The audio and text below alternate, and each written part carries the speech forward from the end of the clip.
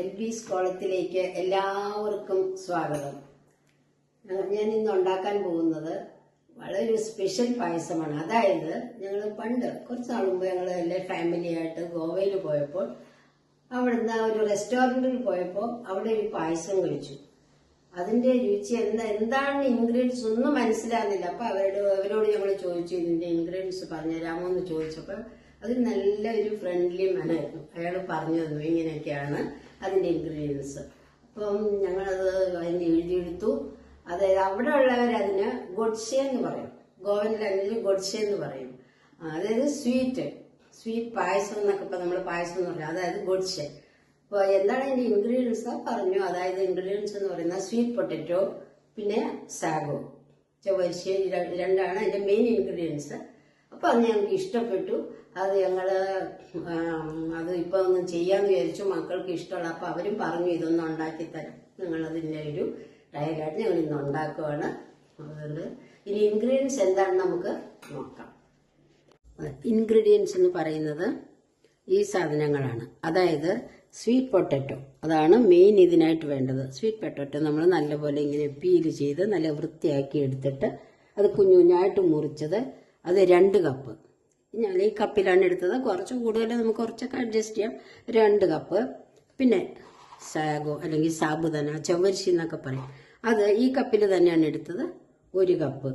എന്നിട്ട് ഇതൊരു 1 മണിക്കൂർ, 1.5 മണിക്കൂർ, 2 മണിക്കൂറായാലും തിരക്കില്ല, ഇതിൽ വെള്ളത്തിൽ കുതിർത്ത് വെക്കണം.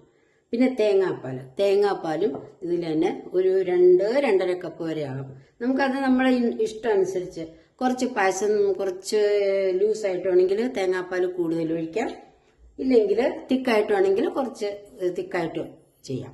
പിന്നെ ശർക്കരപ്പാനി, അത് ഞാൻ നേരത്തെ ചെയ്ത് വെച്ചിരുന്നു. ശർക്കര ഉരുക്കിയിട്ടില്ലെങ്കിൽ അതിനകത്ത് എന്തെങ്കിലും കല്ലുമണ്ണൊക്കെ ഉണ്ടെങ്കിൽ നമ്മൾ അരിച്ചിട്ട് അത് നല്ലപോലെ ശർക്കര പാനിയാക്കി വെച്ചാൽ അത് നല്ല. അത് 2 കപ്പ് വേണം, ഇല്ലെങ്കിൽ നമ്മുടെ മധുരം അനുസരിച്ച് 2.5 കപ്പോ നമ്മുടെ ഇഷ്ടം അനുസരിച്ച്. പിന്നെ കശുവണ്ടി, അതൊരു 2 സ്പൂൺ ഞാൻ വറുത്ത് വെച്ചിട്ടുണ്ട്. പിന്നെ നമ്മൾ ഈ ഏലക്ക 2-3 ഏലക്ക നമ്മൾ ചതച്ചിട്ട് ആ സമയത്ത് ഇട്ടാലും മതി, നല്ല ഇതായിരിക്കും. അത് നേരത്തെ പൊടിച്ച് ഇടാം. ആവശ്യം അനുസരിച്ച് 2-3 ഏലക്ക കൂടുതൽ വേണ്ടവർക്ക് കൂടുതലിടാം, ഇതിടാം. അങ്ങനെ പായസത്തിൽ ഇതാണ് ഇതിന്റെ മെയിൻ ഇൻഗ്രീഡിയൻസ്. അടുത്തതായിട്ട് നമുക്ക് അരിഞ്ഞു വെച്ച മധുരക്കിഴങ്ങില്ലേ, അത് നമുക്കൊരു പാത്രത്തിലെ ചൂടുവെള്ളം, ഒരു 3-4 കപ്പ് ചൂടുവെള്ളത്തിൽ, അല്ലെങ്കിൽ തേങ്ങാപ്പാൽ. ഇവിടെ ധാരാളം തേങ്ങ ഉള്ളത് കൊണ്ട് ഞങ്ങൾ കുറച്ച് തേങ്ങാപ്പാലിട്ടു അതിൻ്റെ കൂടെ വെള്ളവും ചേർത്ത് നല്ല ചൂടാകുമ്പോൾ അത് കുറച്ച് വേവിക്കണം. അതൊരു 10-15 മിനിറ്റ് നേരം വേവിക്കണം. നല്ലപോലെ തിളച്ച് കഴിയുമ്പോൾ പിന്നെ അത് ഫ്ലെയിം കുറച്ചിട്ട് സിമ്മിൽ വെച്ച് വേവിക്കണം. ഒരു 10-15 മിനിറ്റ് വേവിച്ചാലും മതി. അതൊന്ന് വേവിച്ച് കഴിഞ്ഞിട്ട് നമുക്ക് അടുത്തതിലേക്ക് വേണം. 10 മിനിറ്റ് കഴിഞ്ഞ് നമ്മൾ വെള്ളത്തിൽ നോക്കുക, നല്ലപോലെ തിളയ്ക്കുന്നുണ്ട്. ഏകദേശം ഇതിന്റെ വേവ് കഴിഞ്ഞിട്ടുണ്ട്. അപ്പം ആ പകുതി വെന്ത് കഴിയുമ്പോൾ നമുക്കൊരു ഈ സാബുദാന കൂടെ അതിൻ്റെ കൂടെ ഇടാം.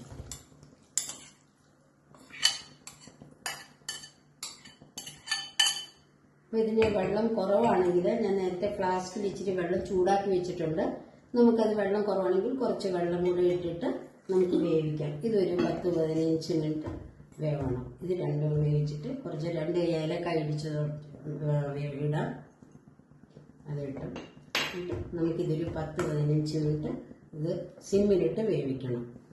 നമുക്ക് അടച്ചു വെച്ച് വേവിക്കാം.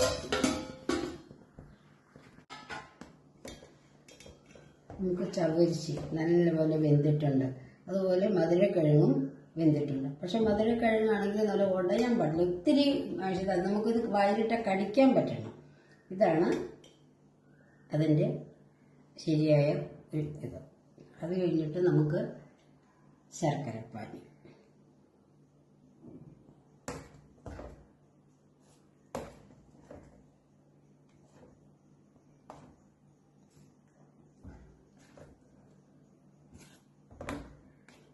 രണ്ടും കൂടെ നല്ലപോലെ മിക്സ് ചെയ്യുക. എന്നാൽ അധികം ഒത്തിരി ബലത്തോടെ അത് മിക്സ് ചെയ്യാൻ പാടില്ല, കാരണം ഉണ്ടാവും. അതുപോലെ തന്നെ വേറെ കഷ്ണങ്ങളായിട്ട് കിടക്കണം.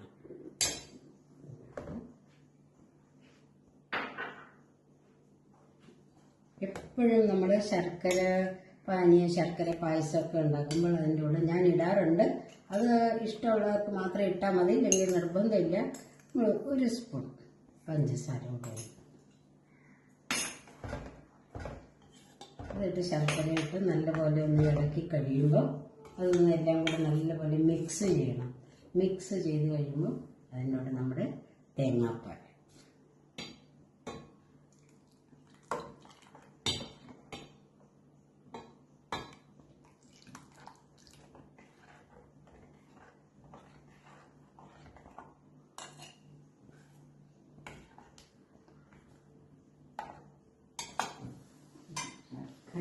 ഒഴിച്ച് ചൂടുവെള്ളമാണ്. ചൂടുവെള്ളം തീർന്നു പോയി. എന്നാൽ ശകലം ഒരു ചൂടുവെള്ളം ഒഴിച്ചിട്ട് അത് നമുക്ക് സൈഡിലേക്ക് എടുത്തിട്ട് ഇങ്ങനെ ഒന്ന് ഇട്ടിട്ട് അത് മുഴുവൻ എടുക്കാം. നല്ലപോലെ ഒന്ന് മിക്സ് ചെയ്യുക. എല്ലാം കൂടെ മിക്സ് ചെയ്ത് കഴിയുമ്പോൾ ലാസ്റ്റ് നമ്മൾ വറുത്ത് വെച്ചിരുന്ന അണ്ടിപ്പരിപ്പും അതിൻ്റെ മുകളിലൊന്ന് ഇടാം. അല്ല, ഇതിൻ്റെ ശരിയായ കൺസിസ്റ്റൻസി ഇതാണ്. നമുക്ക് കുടിക്കാൻ പറ്റത്തക്ക നല്ല പാകത്തിൽ വന്നിട്ടുണ്ട്. അത് കട്ടി വേണമെങ്കിൽ കുറച്ച് തേങ്ങാപ്പാൽ ഒഴിക്കാം, ഇല്ലെങ്കിൽ നമുക്ക് ഇതുപോലെ ലൂസാക്കിയിട്ട്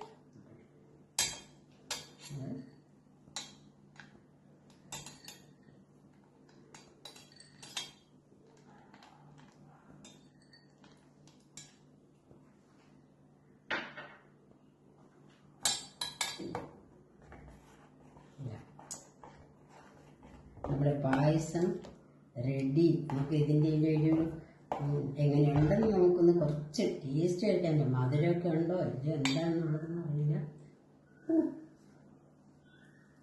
വാ, എന്നിട്ടുണ്ട് നല്ല കറക്റ്റ് മധുരം. മധുരം വേണ്ടവർക്ക് കുറച്ച് കൂടുതൽ മധുരം ഇടാം, അല്ലാത്തവർക്ക് നമുക്ക് കുറച്ച് അരി മതി. അത് നമ്മുടെ ഇഷ്ടം. ഇനിയിപ്പോൾ കുട്ടികളെ വിളിക്കണം, ആർക്കും ചെയ്യുമ്പോൾ എല്ലാം കൂടെ അവിടെ ഇരുന്ന് കളിക്കുകയാണ്. നമുക്കിനി കുട്ടികൾക്കൊന്ന് കൊടുക്കാനുള്ള ഒരു പാടാണ്. പായസം ഉണ്ടാക്കിയാൽ പോലെ ഇനി അവരെ വിളിച്ച് കൊടുക്കേണ്ടതാണ് ഇതിന് ഏറ്റവും വലിയ പാട്. ഏതായാലും ഗോവയുടെ ഓർമ്മയ്ക്കുണ്ട് ഞങ്ങളൊരു പായസം ചെയ്തു. അതല്ല, അത് മറക്കില്ല. അത് നമ്മൾ പറഞ്ഞു തന്ന ഫ്രണ്ടിനെയും നമ്മൾ മറക്കില്ല. ഞാൻ വളരെ താങ്ക്സ്. നമ്മൾ കണ്ടുകൊണ്ടിരുന്ന എല്ലാവർക്കും വളരെ വളരെ താങ്ക്സ്. എല്ലാവരും ഉണ്ടാക്കണം. ഇതിൻ്റെ ടേസ്റ്റൊക്കെ വളരെ നല്ലതാണ്. സ്പെഷ്യൽ പായസമാണ്. ബൈ.